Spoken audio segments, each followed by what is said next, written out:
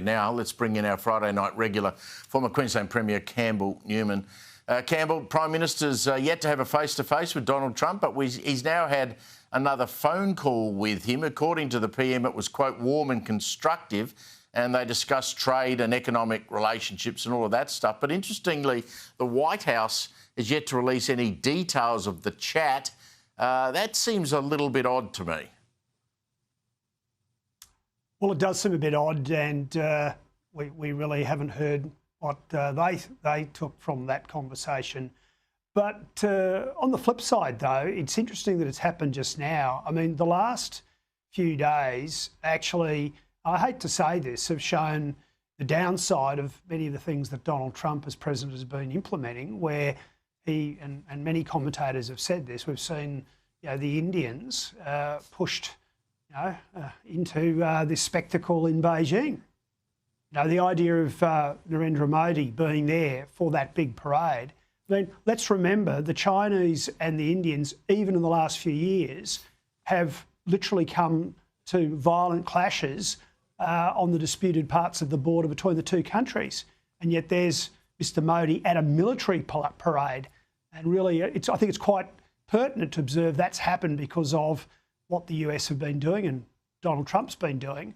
So perhaps the Americans are waking up that, they need to be working hard to maintain the friendships and alliances that they actually have. And that maybe is why that call has taken place. Well, on that, I mean, I don't know if this is coincidence or not, but President Trump's going to sign an executive order, apparently, Campbell, to rebrand the Department of Defence as the Department of War. Here he was talking about how that change will take place. Department of Defense, we won the World War I, World War II. It was called the Department of War. And to me, that's really what it is. It's defense is a part of that. But I have a feeling we're going to be changing. I'm talking to the people. Everybody likes that. Not sure of his grasp of history. We won World War I. I mean, I think they had a bit of a helping hand from, among others, Australia and New Zealand, but make that as what you will. What do you make of the change of the name of the department? Well, look, again, there are many things that I like about what Donald Trump has done, but I again think this one might play well domestically, but I don't know that it sends the right signals to the globe. For example, it allows China to point at the United States and say, see, this is an aggressive stance. We're not the ones who are going to make war. See, the Chinese line is that there has been this, domination of the Pacific by the Americans, and that the Chinese line is that the Americans are engaging in Cold War mentality, and to be talking about a Department of War, well, that's an aggressive sort of statement. I think it's bad optics. I don't think it'll go down well in Australia. I had a focus group of two women this evening. One happens to be my wife and her dear friend. And, well, they're both ladies, but I can't tell you what they said. It's not fit for this show. I just don't think it's a good idea, internationally when the Americans should be maintaining that they're about freedom, about liberty, about democracy, and it is about defending those values as opposed to a statement about making war, because that's the way it will be used by their foes, I'm afraid. I get his argument about it being a more robust sort of statement about what they can do, how they can project power, but I don't know that that's what's needed at the current time.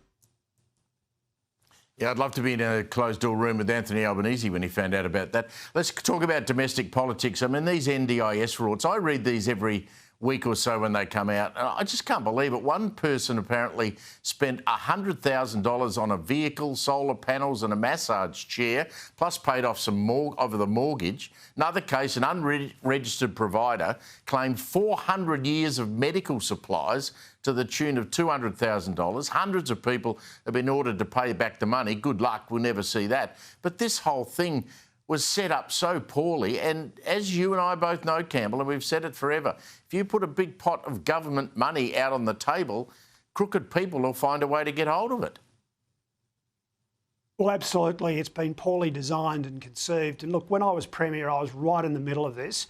And I actually, and the record will show this, fought Julia Gillard about an early launch, because at one stage there were going to be these trial sites for the NDIS, and then overnight Gillard, took a captain's call sort of thing, said we're going to go for launch sites. These will now be launch sites.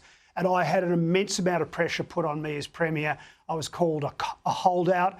I literally was criticised by some sections of the media.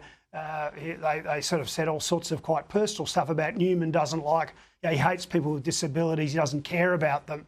My simple complaint at the time and my call of concern was that this is being done with haste. It has not been properly thought through. It's not properly designed. And frankly, Steve, everything that's happened since, those who barracked unashamedly for this to happen in that way, they should hang their heads in shame. And Julia Gillard, who gets lots of plaudits for sort of implementing the NDIS, that's the key person responsible here.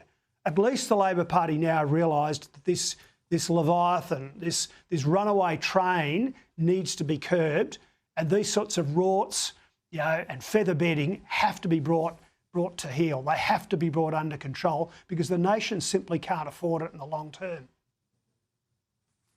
Campbell, you called it way back then. Well done. I'll talk to you shortly.